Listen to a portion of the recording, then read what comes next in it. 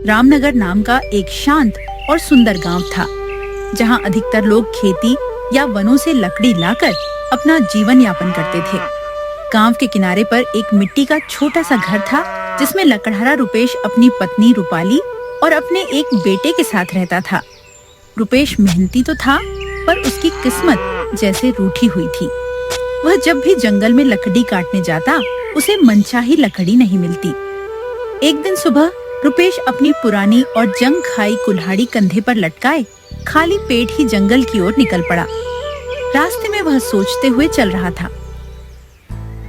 आज थोड़ा जल्दी निकला हूँ, शायद आज अच्छी लकड़ियाँ मिल जाएं। बहुत दिनों से खाली हाथ ही लौट रहा हूँ। अब बच्चों की आंखों में जो उम्मीद देखता हूँ, वो दिल को कचोटती है। जंगल में पहुंचकर रुपेश इधर उधर भटकता रहा। कभी किसी सूखे पेड़ के पास जाता, तो कभी किसी झाड़ झंखाड़ के बीच में घुस जाता, लेकिन हर जगह वही हाल। या तो लकड़ियां गीली थीं, या पहले से कोई काट चुका था। उसे आज भी कोई अच्छी लकड़ी नहीं मिलती है। वह थक हार कर खाली हाथ ही घर की तरफ लौटने लगा। सामने से गोविंद लकड़हारा आता दिखा। उसके सिर पर लकड़ियों का बड़ा गट्ठर था और चेहरे पर विजय की मुस्कान।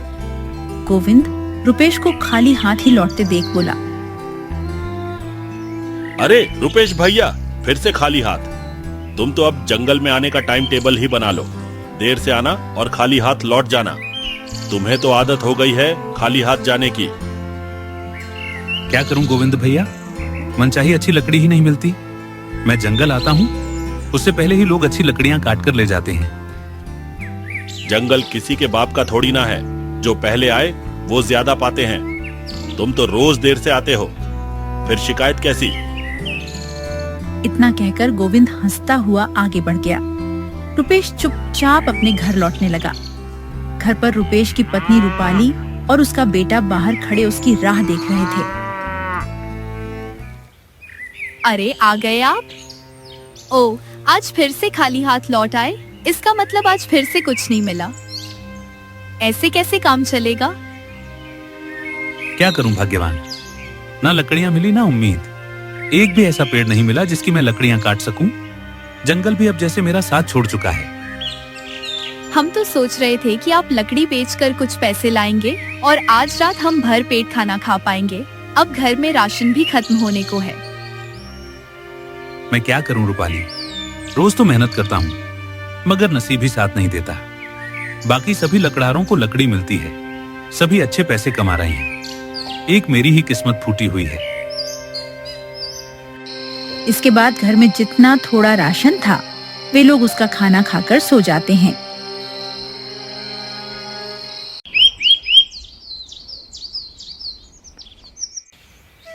अगले दिन रुपेश पहले से भी ज्यादा जल्दी उठता है।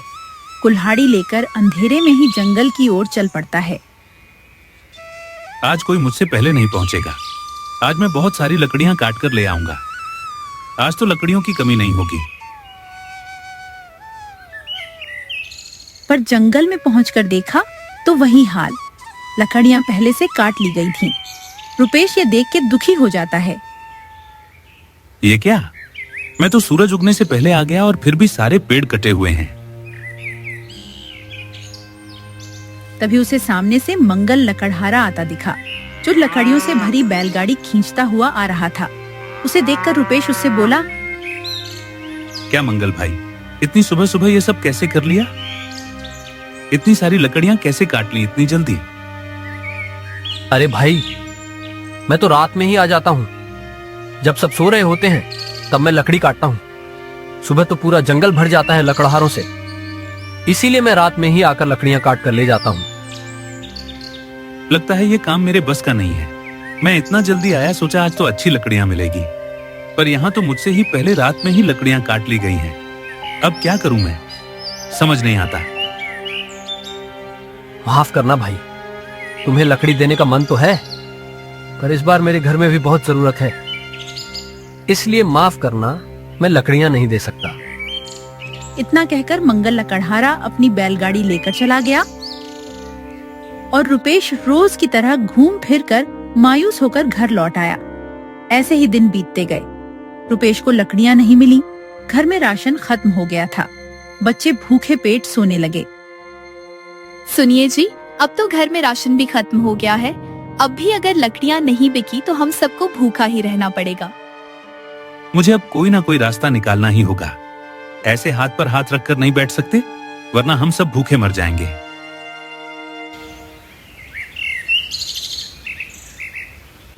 हमेशा की तरह रुपेश आज भी एक उम्मीद लिए जंगल की ओर जा रहा था कि रास्ते में उसने देखा एक व्यक्ति जमीन पर बैठा कराह रहा है। पास जाकर देखा तो वह एक कीमती कपड़ों में सजा हुआ व्यक्ति था। उसे देखकर रुपेश बोला, मुखिया जी, आपको क्या हुआ? आप ऐसे क्यों करा रहे हैं? अरे भाई, मेरी मदद करो। मैं शिकार पर निकला था, लेकिन पता नहीं कैसे अचानक से इस फंदे में फंस गया हूँ। पैर से खून भी बह रहा है। आप चिंता मत कीजिए मुखिया जी, मैं अभी आपको निकालता हूँ। रुपेश ने सावधानी से फंदा खोला, मुखिया का पैर बाहर निकाला और उसने अपने हाथों से पट्टी बांध दी। तुम्हारा बहुत बहुत धन्यवाद। तुमने मेरी जान बचाई है। तुम कौन हो और इस जंगल में क्या कर रहे हो? मेरा नाम रुपेश है मुखिया जी। मैं रामनगर का एक लकड़हारा हूँ।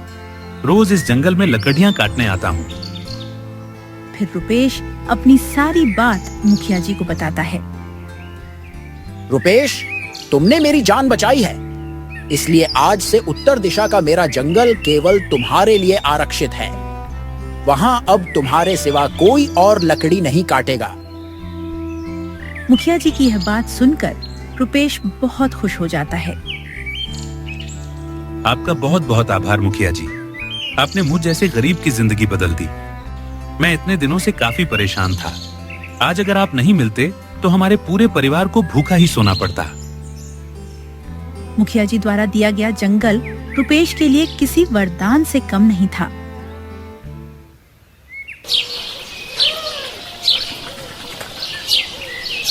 अगले दिन वह बड़े ही विश्वास और जोश के साथ उस विशेष जंगल में पहुंचा जिसे अब सिर्फ उसके लिए आरक्षित किया गया था। अरे वाह, कितना सुंदर और शांत जंगल है। चारों ओर ऊंचे, मजबूत और सीधे खड़े पेड़। इनसे तो खूब लकड़ी मिलेगी। भगवान का लाख लाख शुक्र है। आज हमें खाली पेट नहीं सोना पड़ेगा। चलो अभी जल्दी से लकड़ियां काट लेता हूँ। रुपेश ने एक मजबूत पेड़ के तने पर कुल्हाड़ी चलाई, लेकिन पेड़ पर कोई असर नहीं हुआ, जिसे देख रुपेश दंग रह गया। अरे ये क्या?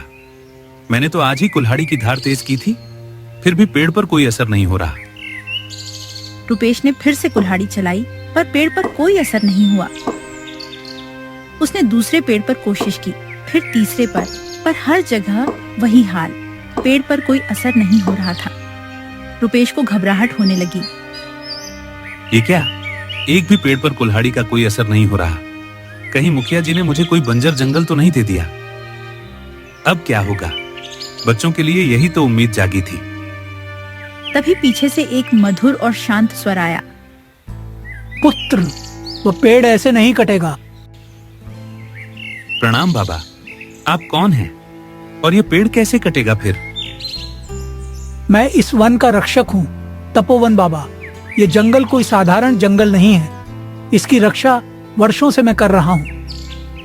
परंतु बाबा, इस जंगल से लकड़ियां काटने का अधिकार मुझे मुखिया जी ने दिया है। मुझे लकड़ी काटनी है। मेरा परिवार भूखा है। फिर रुपेश ने उन्हें अपनी पूरी व्यथा सुना दी। गरीबी, बच्चों की भूख, दूसरों का ताना और अब उम्मीद का अंतिम सहारा। तपोवन बाबा ने गहरी सांस ली और बोले, तुम सच्चे और मेहनती लगते हो पुत्र, इसलिए मैं इस वन को तुम्हारे लिए खोलता हूँ, पर एक शर्त पर। कैसी शर्त बाबा? तुम केवल उतनी ही लकड़ी काटोगे जितनी जरूरत हो, और जब कोई जरूरतमंद मिले तो उसकी मदद अवश्य करोगे। अगर तुमने लोभ किया या पेड़ों का दोहन किया तो ये जंगल फिर से बंद हो जाएगा। बिल्कुल बाबा, मैं वचन देता हूँ कि मैं जरूरत से अधिक लकड़ियां कभी नहीं काटूंगा और जरूरतमंद की मदद भी करूंगा। रुपेश ने उस दिन जरूरत भर की लकड़ी काटी, बाजार में बेची और पहले दिन ही उसे दुगने पैसे मिले। घर पहुंचते ही उसने आटा, चावल, दाल, सब्जी, मिठाई, बच्चों के लिए गुड़ और रूपाली के लिए एक नई साड़ी ली। लो रूपाली, आज तुम्हारे और बच्चों के लिए सब लाया हूँ। आज पूरा बाजार ही खरीद लाया। हे भगवान, क्या यह वही रुपेश है जो कल तक खाली हाथ लौट रहा था? लगता है कोई चमत्कार हो गया है। इतने सारे पैसे कहाँ से आए तुम्हारे पास? चमत्कार नहीं भाग्यवान, ये एक सच्चे मुखिया जी और एक बाबा की कृपा है जो हम पर हुई है। फिर रुपेश ने रूपाली को सारी बात विस्तार से बताई, मुखिया जी से लेकर तपोवन बाबा तक।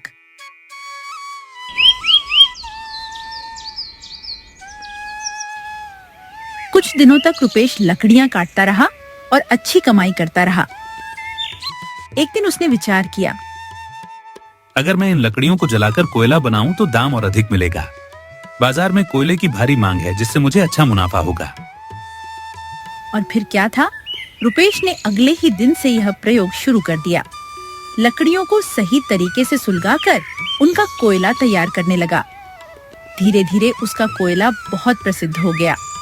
गांव के व्यापारियों में उसके कोयले की चर्चा होने लगी। रुपेश भैया का कोयला आसपास में सबसे बढ़िया है।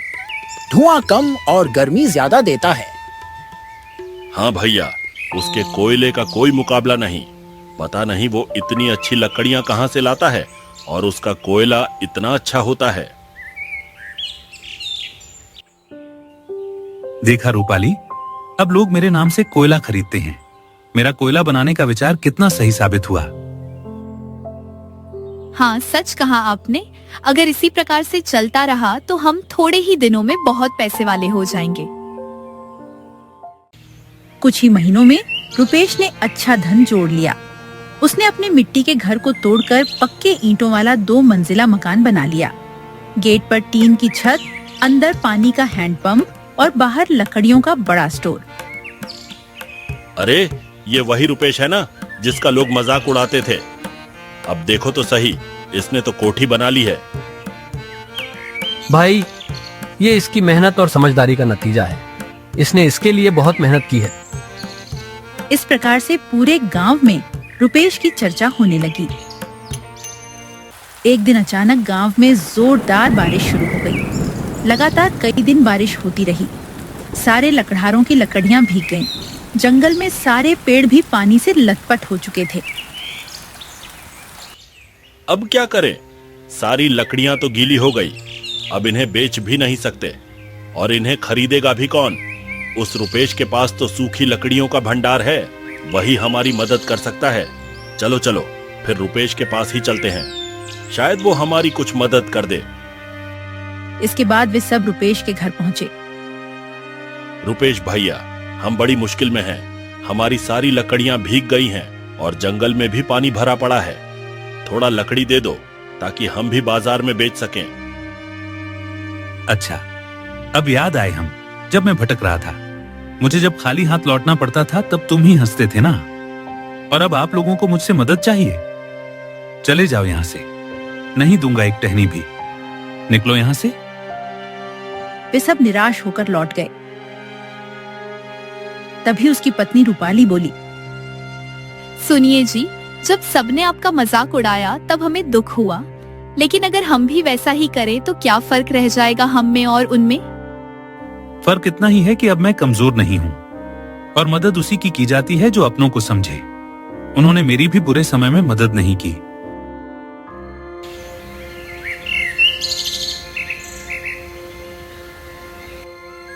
अब रुपेश दिन रात लकड़ी काटने और कोयला बनाने में लग गया। उसे पैसे की इतनी आदत हो गई कि वह जरूरत से ज्यादा पेड़ काटने लगा। जंगल में अब गिनती के ही पेड़ रह गए थे। अब जो भी बचा है सब काट लेता हूँ, बाद में जो होगा देखा जाएगा। एक दिन बारिश की वजह से रुपेश की कुछ लकड़ियां गीली रह गई थी। रुपेश ने सोचा कि कोयला नहीं बना तो लकड़ी ही बेच दूं। वह लकड़ियां लेकर बाजार चला गया। बाजार में एक बुजुर्ग व्यापारी आया। वह दुर्लभ वस्तुओं का ज्ञानी था। वह रुपेश के पास आकर बोला, भैया, यह लकड़ियां कितने की हैं? जो आप उचित समझो दे देना। वैसे भी ये गीली है, इनका कोयला नहीं बन सका, इसीलिए मैं इन्हें यहाँ ले आया। बुजुर्ग व्यापारी ने एक लकड़ी को उठाया और उसे सूंघने लगा। सूंघते ही सुंदरलाल चौंक पड़ा। अरे ये तो चंदन है और तुम इसे जलाकर कोयला बना रहे थे। मूर्ख आदमी। ये आप क्या कह रहे हैं? क्या यह चंदन था? हाँ, यह सुगंधित चंदन है। इसका मूल्य हजारों में होता है और तुम इसे राख बना रहे थे। तुमसे बड़ा मूर्ख मैंने आज तक नहीं देखा। इतना कहकर बुजुर्ग व्यापारी चला गया। रुपेश सिर पकड़कर बैठ गया। हे भगवान, ये मैंने क्या कर दिया? मैंने तो अपनी किस्मत खुद जला दी। तभी पीछे से वही रहस्यमयी आवाज आई जो उस दिन जंगल में आई थी। उसने देखा तो उसके सामने तपोवन बाबा खड़े थे। मैंने पहले ही कहा था तुमसे, जरूरत से ज्यादा मत काटो और दूसरों की मदद करो, पर तुम लोभी बन गए, दूसरों को तिरस्कृत किया। अब देखो, वह चंदन जो तुम्हें लखपति बना सकता था, तुमने उसे राख में बदल दिया। बाबा, मुझसे बहुत बड़ी गलती हो गई। मैं अपने लालच में सब भूल गया। मुझे ज्यादा पैसों का लालच पड़ गया था। अब तुम्हारे लिए वह जंगल भी बंद हो गया है, पेड़ खत्म, सौभाग्य समाप्त। अब तुम कभी उस जंगल से लकड़ियां नहीं काट पाओगे। इतना कहकर तपोवन बाबा वहां से चले गए। रुपेश घंटों तक उसी जगह बैठा रहा जहां वह कभी पूरे विश्वास के साथ पेड़ काटा करता था। अब वहां ना कोई पेड़ बचा था, ना उम्मीद। मैंने कितना बड़ा पाप कर दिया। चंदन को जलाकर राख बना दिया। वो जो भगवान का दिया एक वरदान था, उसे अपने लालच से खत्म कर दिया। मेरी बुद्धि मारी गई थी जो इतनी महंगी लकड़ी को जलाकर राख कर दिया। रुपेश उदास मन से घर लौटा। उसके चेहरे से साफ झलक रहा था कि कुछ बहुत बड़ा खो चुका है। क्या हुआ? आप इतने थके हुए और उदास क्यों लग रहे हैं? कोई परेशानी है क्या? रुपेश ने धीरे धीरे सारी बात रूपाली को बताई। चंदन की पहचान, बुजुर्ग व्यापारी की बात और तपोवन बाबा की डांट। आपने गलती की, पर गलती तो हर इंसान से हो सकती है। इसका मतलब यह नहीं कि जीवन खत्म हो गया। इसमें चिंता करने की कोई बात नहीं है। पर मैं अपने लालच में अंधा हो गया था। रूपाली, जो मदद मांगने आए उन्हें अपशब्द कहे। जब मुझे जरूरत थी तब सबने ताना मारा। लेकिन क्या मैं उनसे अलग था? अगर आप अब भी कुछ अच्छा करना चाहे तो अभी भी समय है। हो सकता है जंगल ना रहे, पर सेवा का रास्ता अब भी खुला है।